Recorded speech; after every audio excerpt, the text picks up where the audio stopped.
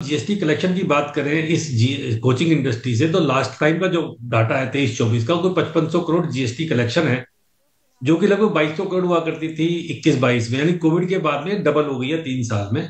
और अगर इन आंकड़ों के तह में जाते हैं, इसका मतलब है कि जो कोचिंग का व्यापार है, जो कोचिंग की मार्केट साइज है, वो 30 से 40 हजार करोड़ हो गया जो ऑर्गेनाइज सेक्टर में है। और ये एक अनुमान ये है कि टोटल जो साइज है वो 60 हजार करोड़ का। यानी हमारे यहाँ बहुत सारे छोटे कोचिंग इंस्टीट्यूट भी हैं जो रिपोर्ट नहीं करते हैं, जो जीएसटी में कवर नहीं होते हैं। यानी 60 हजार करोड़ रुपए का एक ये कारोबार डेवलप हो चुका है कोचिंग का। और अगर आप दुनिया के आंकड़े देखें और इसकी ग्रोथ देखें, तो एक अनुमान ये किया जा रहा है कि अगले 4 सालों में, यानी 2028 तक ये फिर डबल हो जाएगा। 1,25,000 करोड़ रुपए का ये टोटल कारोबार होगा कोचिंग का। कितना बड़ा कारोबार होगा! और इसका डर क्या है? इसके दो तीन पहलू हैं। सामाजिक पहलू है, आर्थिक पहलू है। अगर 1.25 लाख करोड़ इंडस्ट्री कोचिंग की बन जाती है 3-4 साल में, तो समझिए कि एक पैरेलल एजुकेशन सिस्टम आप डेवलप कर रहे हैं जिसकी कोई रेगुलेटरी अथॉरिटी ही नहीं है।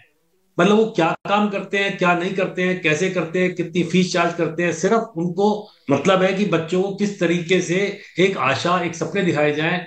एक कंपटीशन हो गया है, एक अंधी दौड़ शुरू हो गई कि सारे बच्चों को आईआईटी क्रॉस करना है। और उसमें बड़ी अनइथिकल प्रैक्टिसेस भी होती हैं, जो पेपर लीकेज के मामले होते हैं। ज्यादातर हमने देखे हैं कि वो कोचिंग इंस्टीट्यूट से ही कहीं ना कहीं उनका लिंक जाकर जुड़ता है।